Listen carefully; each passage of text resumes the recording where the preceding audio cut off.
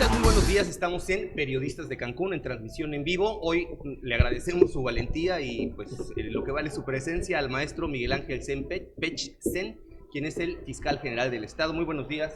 Buenos días, Toño, gracias por la invitación. Buenos días, Julio. Buenos días. Gracias por Creo que hay dos temas invitación. antes de que ya les deje los micrófonos a mis compañeros. Vamos a hablar del caso Borge y obviamente del panorama de la seguridad en el estado de Quintana Roo. Sí, yo quisiera empezar con el fiscal, con esa pregunta relacionada con el caso Borge, porque es una duda que tengo y que creo varias gentes la tienen. La Fiscalía de Quintana Roo incluyó delitos en el proceso de extradición que se tramitó ante el gobierno de Panamá, fiscal. Incluyó, por supuesto que incluyó. Julio, tenemos 3 carpetas administrativas, cada una librada por un juez de control de la ciudad de Chetumal, en estos 3 delitos de diferentes actos, que en suma, los delitos del orden del fuero común, tenemos un detrimento patrimonial de 3.124 millones de pesos, poquito más, poquito menos, que ese es el quantum del delito o del perjuicio de los 3 delitos de las 3 carpetas. Recordemos que ante la solicitud de extradición con base al tratado entre las 2 repúblicas y con la gestión, por supuesto, de la Cancillería y de la entonces propia Subprocuraduría de Asuntos Internacionales para estos trámites, un juez del orden federal, ahora conocemos que en NESA, liberó también una orden de aprehensión en materia federal, y como decimos en el argot, a esa orden de aprehensión federal que ya ha sido cumplida, que ha sido incluso vinculada al proceso, Quintana Roo se adhirió, como decimos, con sus 3 carpetas, las cuales aún no han sido cumplimentadas, no porque nosotros no querramos. Tenemos la documentación donde esto le ha sido solicitado tanto al juez federal como a la propia PGR para que finalmente nos los pongan a disposición por cualquiera de las posibles 3 fórmulas que existen, con pleno respeto a los principios del sistema penal acusatorio, que eso es lo que tendríamos que también analizar. Fiscal, buenos días. ¿A qué se debe que el caso de Borge, que evidentemente surge del estado de Quintana Roo al ser el gobernador y tener imputaciones por parte de la Fiscalía, ¿por qué llega por delitos federales y no llega directamente al estado de Quintana Roo?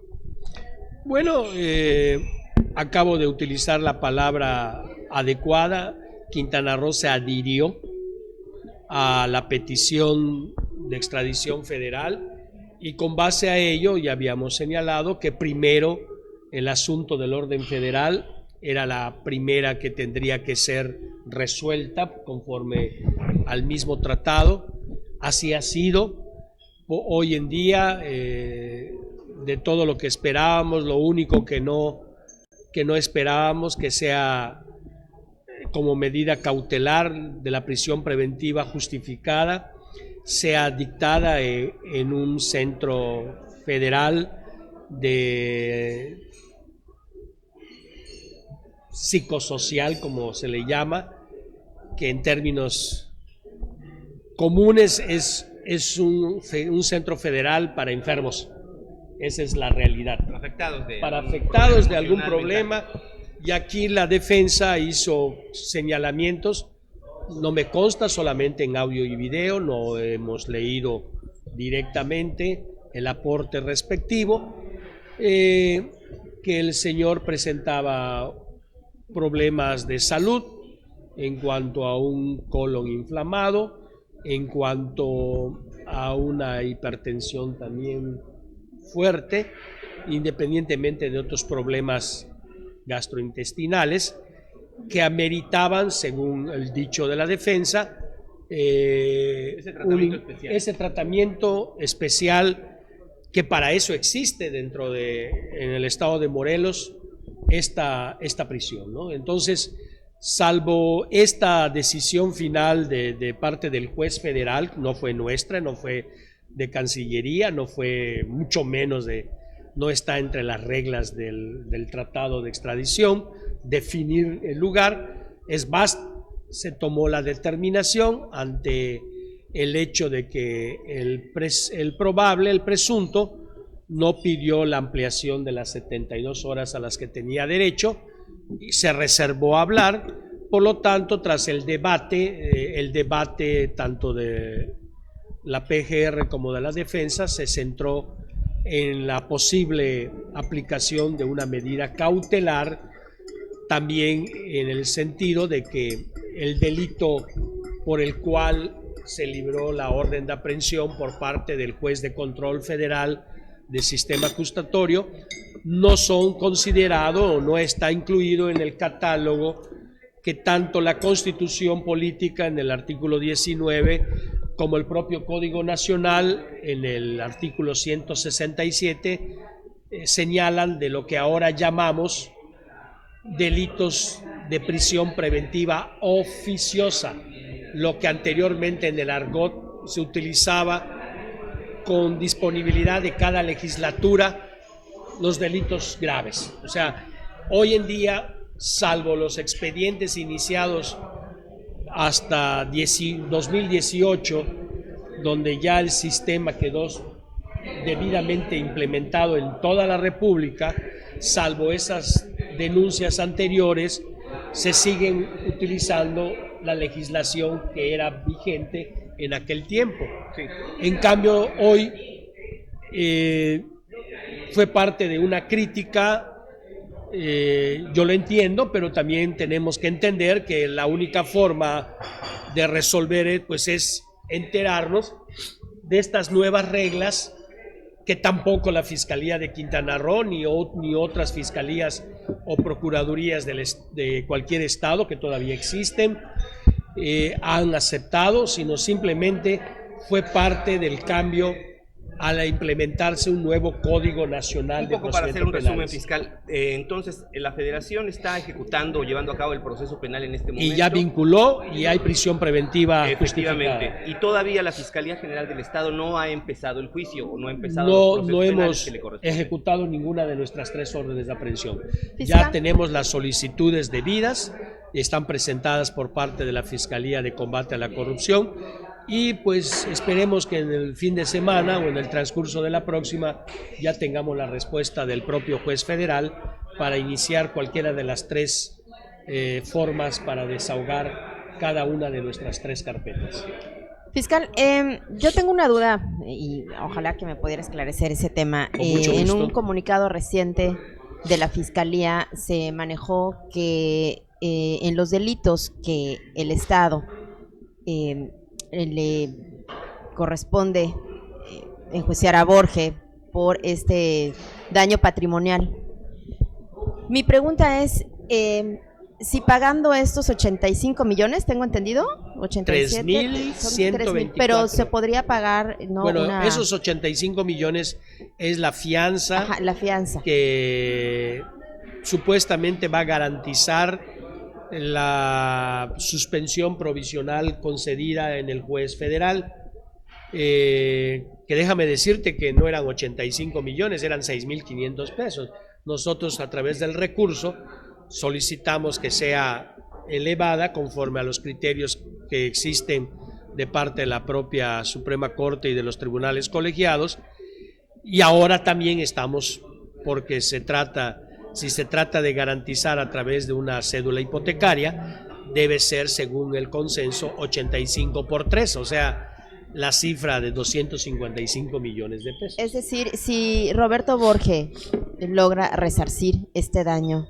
No. No es una forma de resarcir el daño, es una garantía ante el juez federal, del juez de distrito, que provisionalmente, porque además es un derecho, si no hay varios aspectos que considerar dentro de la suspensión solicitada, o sea, ese dinero de depositarse o de garantizarse es ante el juez de distrito que otorgó la suspensión, no es ante el juez de control, no es para devolverle al Estado, simplemente también se compra un billete de depósito ante la autoridad, o en su defecto se garantiza la cédula hipotecaria en los valores que se están señalando, ante lo cual también nosotros hemos recurrido, tenemos recursos pendientes de resolver en los colegiados sobre ese tema. Doctor, buenos días.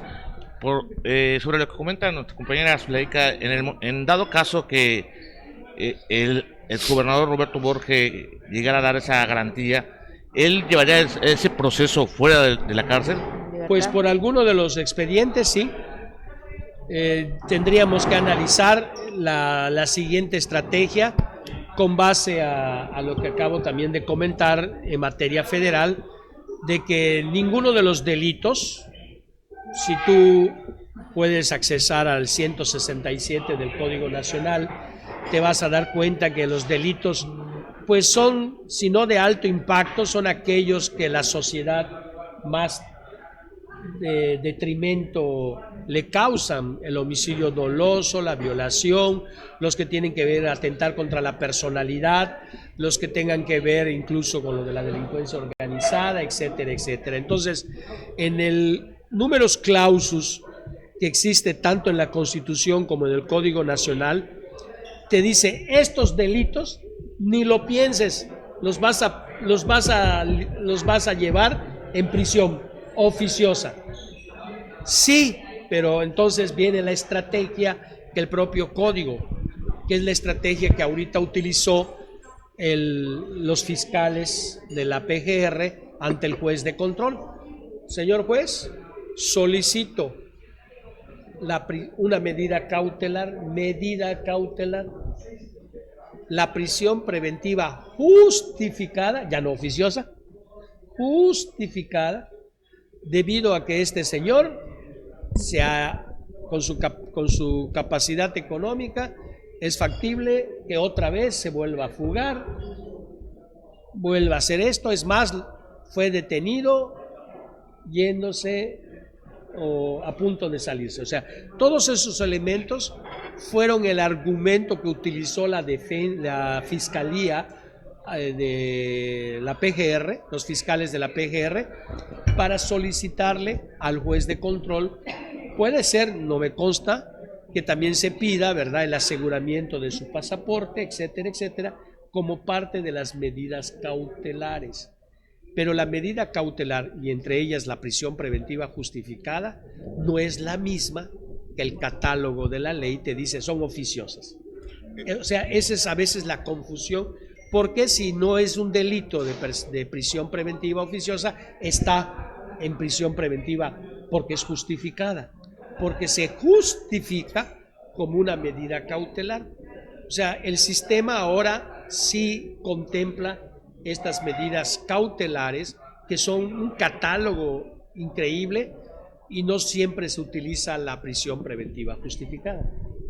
Fiscal, varias cosas.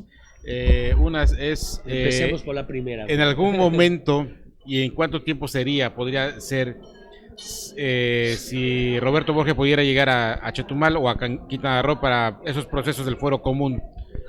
Si pudiera ser, y en qué tiempo más o menos podría darse. Bueno, y si la defensa, por otro lado, si la defensa pudiera argumentar algún tema de estos males emocionales que tiene el señor como parte de la defensa, justamente. Bueno, son escenarios que la propia Fiscalía ha expresado a través de diferentes medios. Hoy en día las posibilidades que se nos abren, independientemente de cumplir con el sistema penal acusatorio, cualquiera de las tres o las tres mismas, incluso nada en la ley nos dice que tengan que ser en forma automática, las tres pueden ser también alternadas, pero esto también podría ser utilizado como que no es parejo el piso, y entraría en una discusión también absurda. ¿Qué significa esto?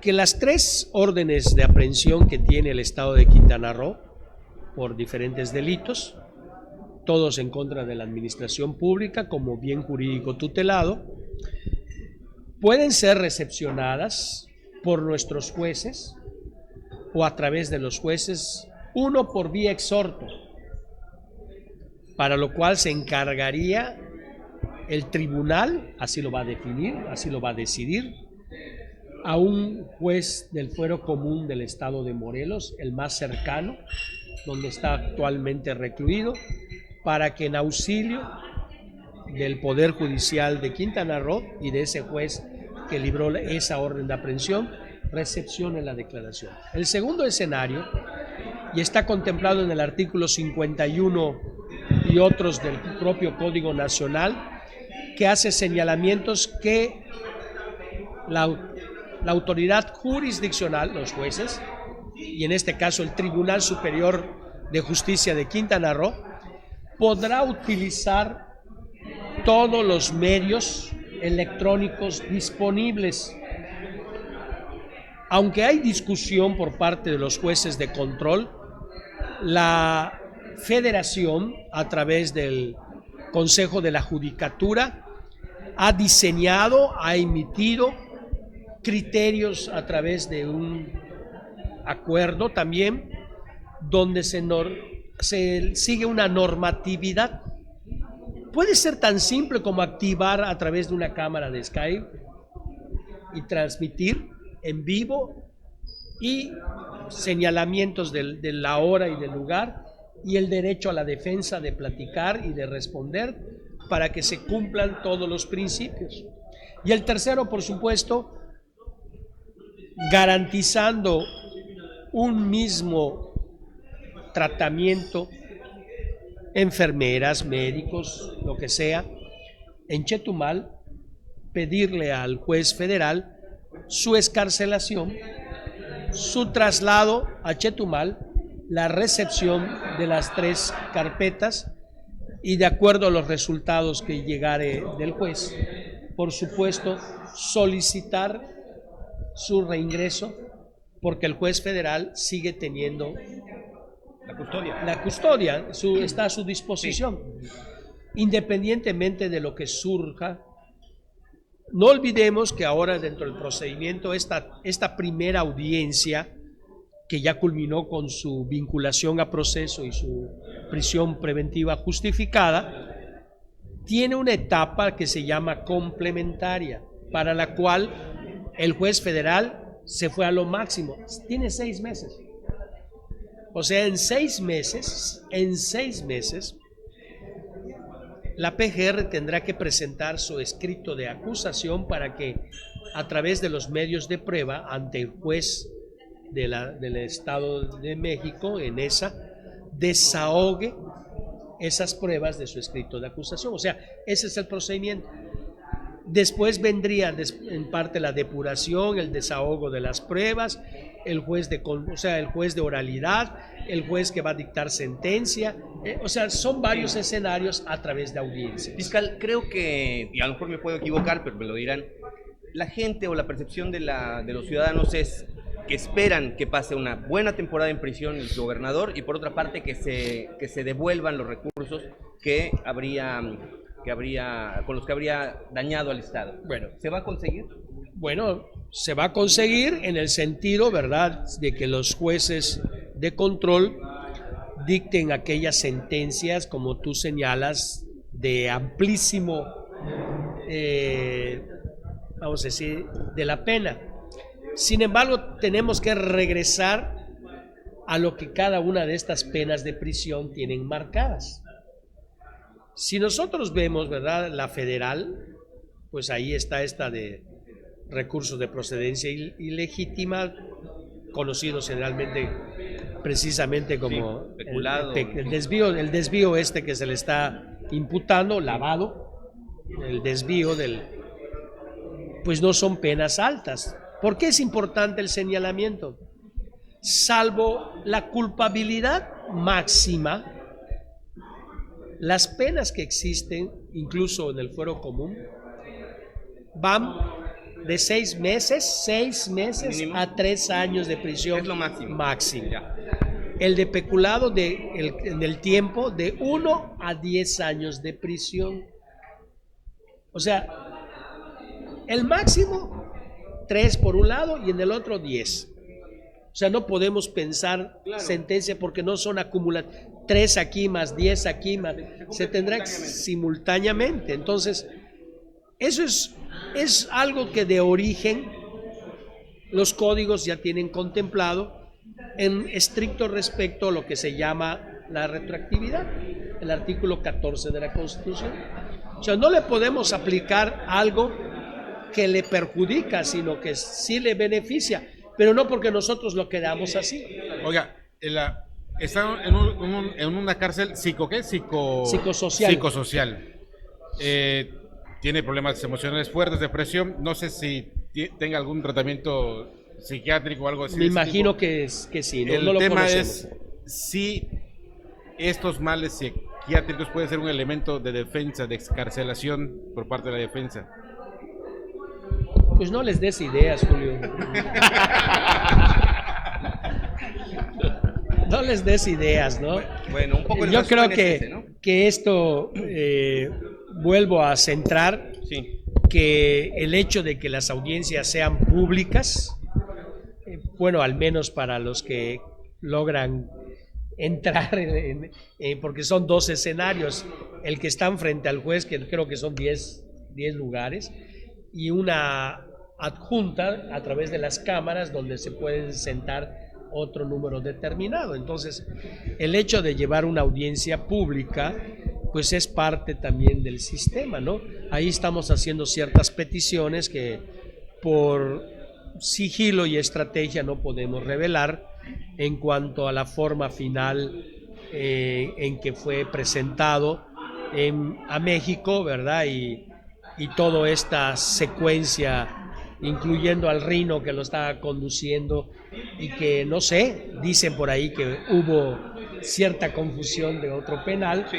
Todo eso estamos nosotros pendientes y estamos haciendo las observaciones debidas. Señor fiscal, otra pregunta. Mire, hay mucha inquietud entre la ciudadanía por un escenario que se podría presentar, que es el hecho de que en un momento dado el exgobernador Roberto Borge pueda pagar una fianza no de 85 millones ni mucho menos, sino una cifra muy inferior, y que pueda librar su proceso en su casa, en la comodidad de su sala, y de que al final de cuentas el castigo, la sanción que se le imponga, pues no sea lo que hasta este momento se ha planteado de estas penas de 1, 3, 10 años. Bueno, esa sería una responsabilidad de parte de los juzgadores. Esa es una decisión que no le compete a la Fiscalía. Lo que le compete a la Fiscalía es acreditar el quantum del detrimento patrimonial, porque ahora también dentro de esas exigencias del sistema penal acusatorio, ustedes lo escuchan todos los días en la radio, ¿verdad? Ahora en el sistema penal acusatorio la reparación del daño es lo principal. Sí. Entonces, la reparación del daño tiene que ser también garantizada por cualquier inculpado si quiere obtener alguno de estos beneficios que ahora el propio Código Nacional. Me voy a referir en otros casos similares que han sucedido y que a veces también, incluso algunas compañeras periodistas, pues dicen, ahí está el fiscal cambiando prisión por tal cosa, prisión por pago, ¿no? No es el fiscal el que está cambiando. Ajá. Son esos criterios de oportunidad que el nuevo sistema penal sigue teniendo o tiene. Entonces, esto no puede pasar, porque el juez tendrá siempre, antes, si le vas a poner 5,000 pesos, pero previamente tuviste que haber garantizado 3,124 millones de pesos para la reparación del daño. O la cifra que sea de la carpeta correspondiente. Entonces, no es solamente, sin embargo, insisto, queda a criterio del señor juez o de uno de los 3 jueces que le corresponden a cada penal. Los recursos que presenta la Fiscalía están bien sustentados, tienen todos los elementos para que yo he señalado, ¿verdad?, de que ha sido pues un camino áspero, pero hemos logrado. No olvidemos que la experiencia del sistema penal acusatorio inició en la zona sur desde el 2014 para que finalmente se consolide en el 2016 en todo el país, y la zona sur pues lleva 2 años más de experiencia que la zona norte, ¿no? De hecho, la anterior Procuraduría mandaba a elementos de la zona norte a la zona sur para que se capaciten cómo se llevaban a través del ensayo-error, porque todos en México iniciamos con este sistema. O sea, no fue solamente para Quintana Roo, que también gradualmente fue evolucionando. ¿Qué significa esto? Si nuestras órdenes de aprehensión, primero, fueron liberadas por los jueces, 2, fueron adjuntadas al proceso de extradición a través del paquete que Cancillería presentó ante el gobierno panameño y soportó los habeas corpus que tenían que soportar dentro de la tramitología en el propio Panamá, significa, al menos así lo consideramos, que hay el sustento, ¿no? A tal grado que esa preliminar caución que le fijó un juez de distrito de aquí, de la ciudad de Cancún, de una cantidad irrisoria, creo que fue 6,500 pesos, pues lógicamente no representa, aún los 85 millones de pesos representan el 2.5% del detrimento patrimonial. Por esa misma razón estamos pidiendo a través del recurso, si tenemos razón, no el juez, no el mismo juez te va a decir, bueno, me enseñaste, sino el recurso se va a presentar y es el tribunal colegiado, o en este caso el unitario, quien va a resolver. Oye, pues la fregaste, ¿no? La regaste, no respetaste estos criterios que ya se han dictado. Así que te la devuelvo, cámbiala y auméntale 3 veces el valor. Entonces, no es que nosotros querramos, sino que hay criterios que así estamos defendiendo y que seguiremos defendiendo. Entonces, no cabe esa posibilidad. Bueno, jurídicamente hablando, humanamente posible, eso ya queda dentro de la cancha de los jueces de control. Bien, pues resumiendo un poco, vamos a esperar estos 6 meses para que se lleve a cabo el proceso del nivel federal. Esperemos también que se añadan las causas del fuero común y bueno, al final de cuentas que se recupere el dinero y que se imponga una pena que deje pues por lo menos satisfecha a la sociedad. E incluso no olvidemos sí, que tiene derecho a un procedimiento abreviado. Si quiere, das si lana quiere, y sale. Garantizas, pagas y sales. Es correcto. Pagas y te vas. Pagas y te vas. O bueno, hay pero partes, una cifra, una suspensión rodeando estos 3,000 millones. A satisfacción, ¿no?, de lo que se está acusando, sí, tendríamos que tener por parte de Contraloría o de... Exactamente. Lo que sea sustentado. Exactamente. Bueno, vamos al otro tema para que también no pagotemos un poquito el tiempo de esta manera más eficaz. Hay un panorama que, bueno, no hay ni siquiera que convencer a nadie que hay una percepción de inseguridad en el Estado, como en todo el país, pero bueno, ¿tiene solución fiscal? Tiene solución en el sentido que para todo sistema de seguridad pública, lo importante no es pensar que solamente es trabajo de la Fiscalía. Tiene solución bajo un requisito sine qua non, como decimos los abogados, sí, invertirle. O sea, a la inseguridad solamente se le combate con inversión. Por eso, desde la Fiscalía, ahora como un órgano autónomo independiente, constitucional y financieramente hablando, que ahora nos obliga a depender del legislativo y ya no del ejecutivo, celebramos pues todas esas acciones que para la Fiscalía representan un paso adelante. Estos 663 millones de pesos autorizados incluyendo los fondos de recursos federales, que en el mes de febrero acudiremos ante la Nacional a defender con los proyectos de inversión que requerimos para ese tema. Generalmente esos 663 millones, una buena cantidad se van, y es que somos demasiados y aún así no son suficientes en pago de nómina en toda la geografía del Estado, ¿no?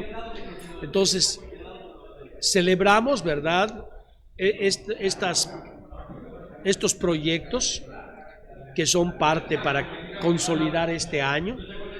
El primero, este escudo Quintana Roo, que es en términos generales, que incluye el establecimiento allá, en ese lugar que marca también un símbolo de la corrupción, para que sea convertido en un C5. El Auditorio del Bienestar. El Auditorio del Bienestar. Este C5, para todos nuestros amigos, así como hay un C3, un C4, este C5, que para que lo entendamos es como un gigante Big Brother, para que podamos vigilar, requerirá, además de arcos en las principales entradas que interconectan a los municipios, poco más de 3.500 cámaras de control, de observancia, que... Pero compren de las que sí sirven, porque cada año compran y no funcionan. Y estoy de acuerdo contigo, del kilómetro 0 en adelante, de 100, 99 creo no sirven, y la Fiscalía lo vivió en carne propia en su ataque, que vamos a celebrar un año. No tenemos nada que celebrar, sino al contrario, recordarlo. Sí tiene solución, Toño, amigos, siempre y cuando también lo que se invierta en eso. Incluirá, por supuesto, capacitación para todos aquellos que, observando las cámaras, puedan determinar con un criterio: en tal lugar, en tal supermanzana, en tal región, en tal hay motocicletas muy extrañas. No que ahora estamos viendo las motocicletas y nadie hace nada. ¿Sí? Fiscal, como una medida de prevención. Sí. Fiscal, hay una pregunta que ronda en el colectivo. La percepción que se tiene de la aplicación de justicia no es como que la más adecuada. De todos los homicidios, por ejemplo, poniendo los datos de los homicidios del año anterior, que muchos lo digan como ejecuciones, pero en términos prácticos son homicidios que se cometen, no ha habido una estadística positiva de la Fiscalía para dar a conocer con los responsables de esos homicidios. ¿Qué es lo que está sucediendo ahí? Bueno, no en esa intensidad que el fiscal quisiera. Reconocemos, y lo hemos dicho, que la propia falta de investigación, o sea, la ausencia de investigación de la propia policía ministerial es parte de ello, no porque quisiéramos, sino que el día a día, como yo le llamo, evita que todo aquello que se encarga, que se solicita, se culmine, porque tú estás investigando, pero de repente escuchas la orden, todos los elementos que se concentran en tal lugar y dejan la investigación. Una investigación que en la mayoría de los casos, comprobable, lo acabamos de ver ahorita en este ataque, donde todavía pues seguimos esperando denuncias y seguimos esperando la declaración de testigos.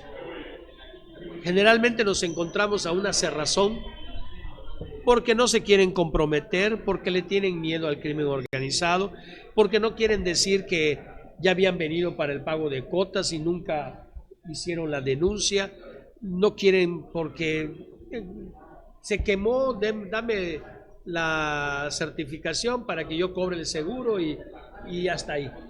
O sea, la falta de investigación no es justificante, es una realidad, se debe en muchos casos a la falta de cooperación.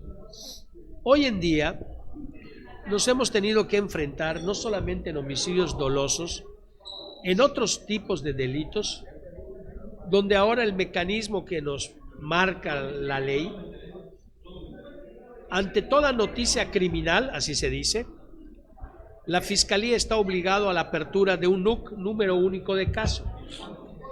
Pero ese NUC ahí se queda.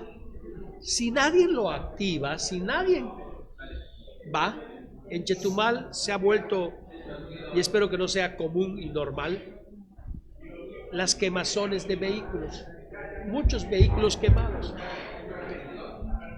Pero no tenemos las querellas por esas. Nadie denuncia. Nadie acude ante la Fiscalía, no obstante que ante el NUC abierto, ahí está. Si viene alguien, ese NUC se convierte en carpeta de investigación, porque ya hay esa aceleración procesal necesaria para continuar.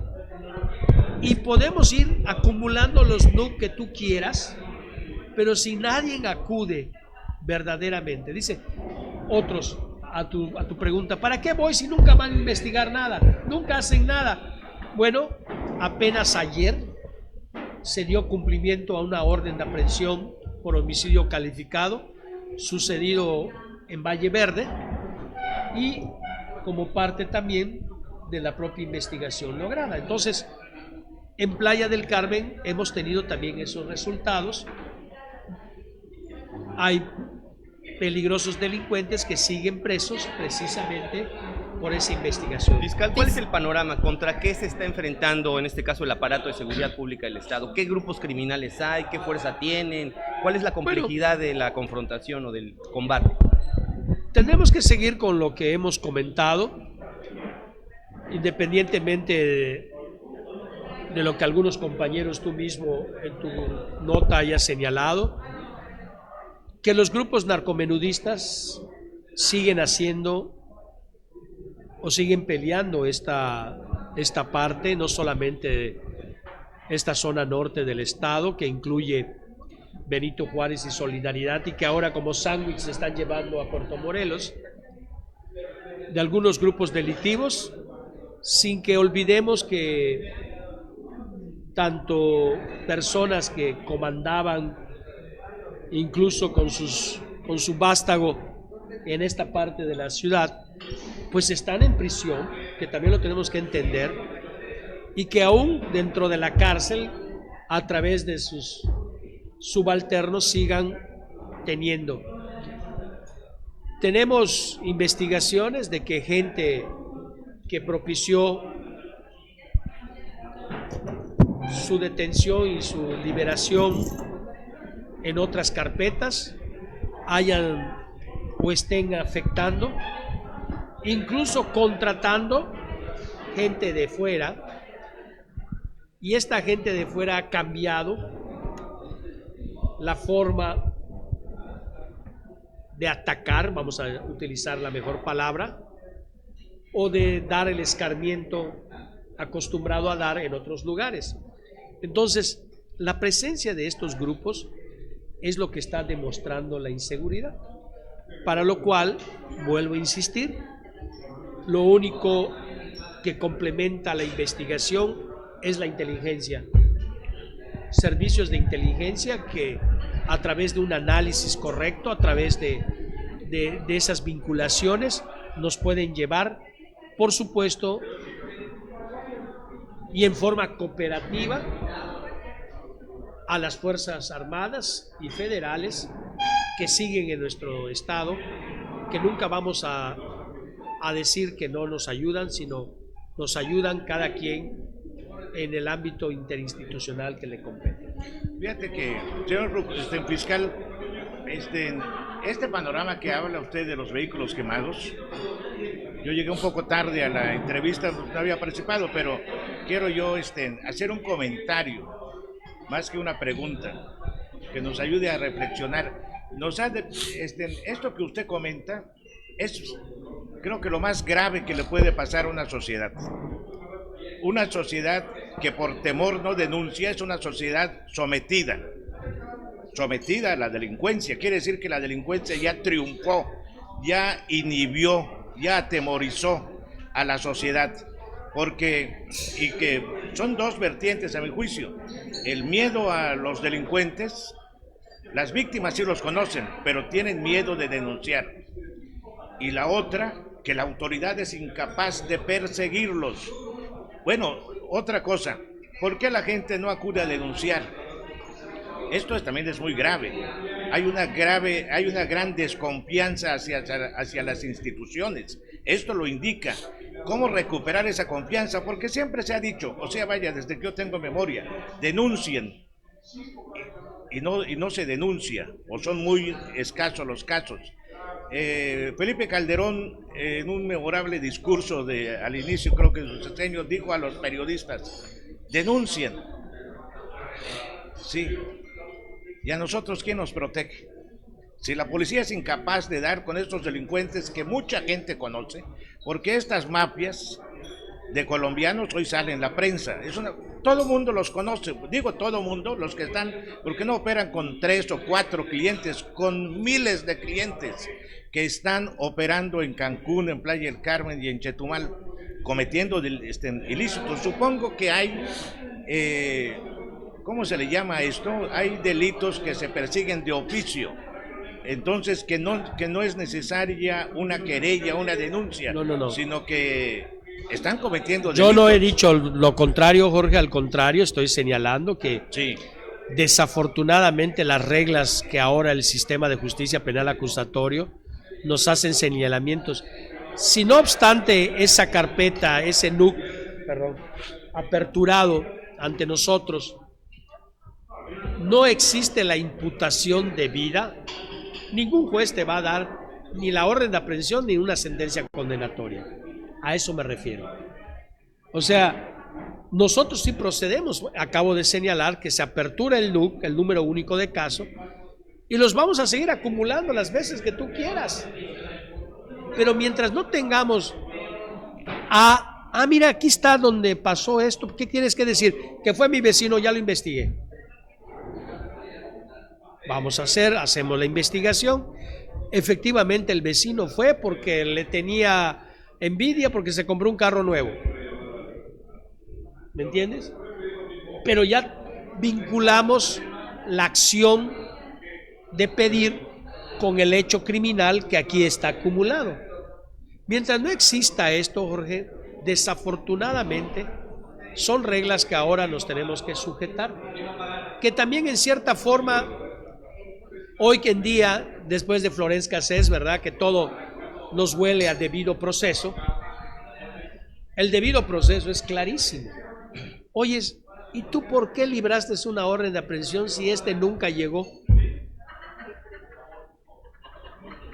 Y entonces viene ahora en el código un capítulo que ustedes pueden checar de violaciones a los principios del sistema penal acusatorio. Antes, eso de que decían, yo fui juez penal y lo digo públicamente y orgullosamente lo digo. Señor juez, ¿me permite un momentito hablar con usted? Eso de que me permite hablar con usted, ahora no lo puedes hacer. Ustedes los ven al menos en el sistema anglosajón, que es el juez dice, a ver, las partes, vénganse. Y las partes, el fiscal que acusa y la defensa que defiende, ingresan ante el juez y a ver, ¿qué está pasando acá, señores? O sea, el juez no puede actuar sin la presencia del otro, porque ya estaría violando el sistema. Y la grabación que ahora se da, ha sucedido, puede motivar o la reposición o incluso la reposición de ese procedimiento por la falta del debido proceso, el cumplimiento del debido proceso, o peor aún, la nulidad. Ha pasado y tenemos los registros grabados donde cierto juez del Estado de México, perdóneme, se le hizo fácil ir al baño y cuando la cámara lo enfocó, ¿y dónde está el juez? No estaba el juez. Y uno de los principios ahora del sistema es la presencia del juez hasta que termine el proceso. ¿Qué sucedió? Que la defensa... ganas de ir al baño, no se debe de ir. Caray, suspéndela, tienes derecho, suspende la audiencia. Se da un receso de 15 minutos, de 20 minutos y se acabó el problema. Ya no estás grabando. No que se te hace fácil ir al baño, te graban y no estás en el juicio. Ya eso violenta el debido proceso. O sea, hay situaciones que a veces no entendemos, pero que quisiéramos que toda la ciudadanía, que esto es otra estrategia que ahora en la Fiscalía estamos cubriendo a través de mensajes para que todos se enteren de ello, ¿no? Usted es un excelente maestro, nos ha dado una clase de todo esto, la verdad. Con mucho orgullo, Sí, después de claro, 35 sí, claro. años en la docencia, lo digo con Así orgullo. es, claro que sí, lo ha demostrado. Maestro Pech, de los ejecutados en el año 2017 y los que están hoy en día en el 2018, por lo general la ciudadanía tiene la percepción de que todos ellos fueron parte o son parte del crimen organizado. Realmente en la Fiscalía ustedes hacen una carpeta de investigación por cada uno de los ejecutados y si realmente todos ellos fueron parte de ese círculo. O sea, ya no Sí. hay crímenes pasionales. No, ya... bueno, sí lo siguen, del crimen sí. organizado. No todos son del crimen organizado, pero una gran cantidad, la mayoría en los antros o en los centros, después de investigar, vulgarmente conocido, era un tirador, un narcomenudista. No olvidemos que tras la reforma de la Ley General de Salud, tanto Sí. federal como estatal, y dependiendo del pesaje de la droga, a nosotros nos mandaron, fueron como una chamba adicional que antes no hacíamos, el combate al narcomenudeo. Por eso no comparto a veces esa opinión de que un narquito con tantos gramitos, pues sí, pero ese narquito con estas 2 bolsitas de la porquería que esté vendiendo, pues es ahora lo que a nosotros nos corresponde. Y mi obligación, independientemente de la apertura de la política pública que se ve en todos los sentidos por esta de la posible legalización y demás de la droga, que esta reforma es parte de ello, nosotros estamos obligados a seguirlos persiguiendo. Estos no entran dentro de la delincuencia organizada, porque para que sean de la delincuencia organizada tienen que ser no narcomenudeo y sí narcotráfico. Pero para nadie es un secreto que esa delincuencia organizada que controla el narcotráfico hace como una variante el narcotráfico, el narcomenudeo en todo lo que es, a tal grado que ustedes lo saben también. Estás desayunando con tu familia en cualquier turista que los visita, cómprame este umbrella, este paraguas, ¿no? O este popote, o esta pluma, o este abanico, y cómpramelo, cómpramelo. Ya no como aquellos amigos sordomudos que te dejaban el regalito y si querías comprarlo, no, ahora.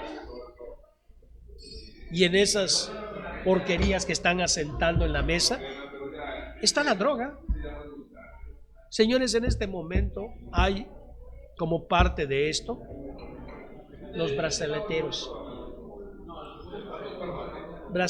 que venden para entrar a todos los antros y que tienen nuestras investigaciones representan de 2.8 a 3 millones de pesos diarios. Es el mercado de la venta de drogas. Es la entrada. Sí. Entonces, los brazaleteros, no me pregunten si son legales, legítimos o auténticos, no. Los brazaleteros, la mayoría de estos que ustedes informan fue baleado en la entrada, es un brazaletero que no pagó o no quiere vender los brazaletes que yo te quiero dar y estás vendiendo de otro.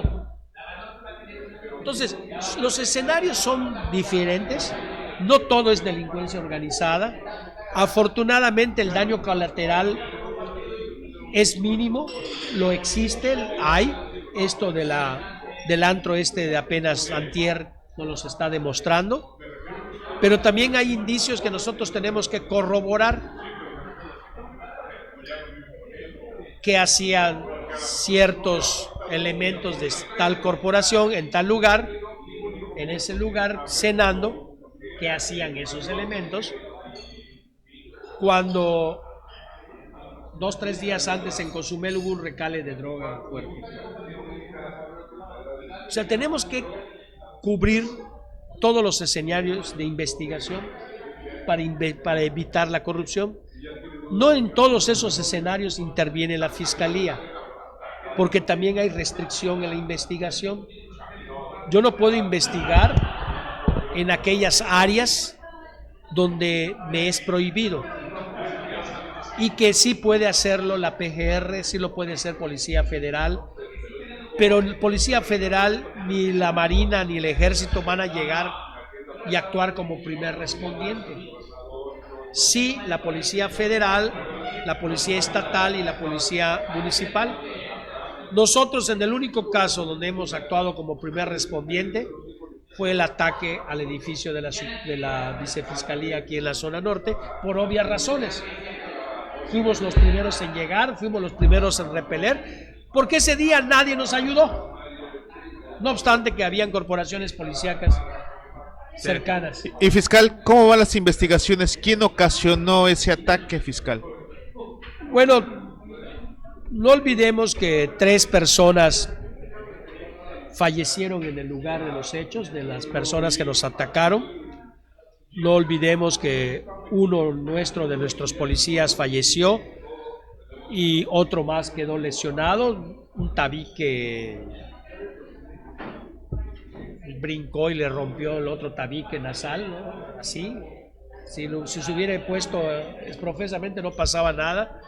Por lo tanto, nosotros aperturamos una carpeta por homicidio calificado, lesiones calificadas y daño al edificio, a la estructura y todo lo que nos pasó.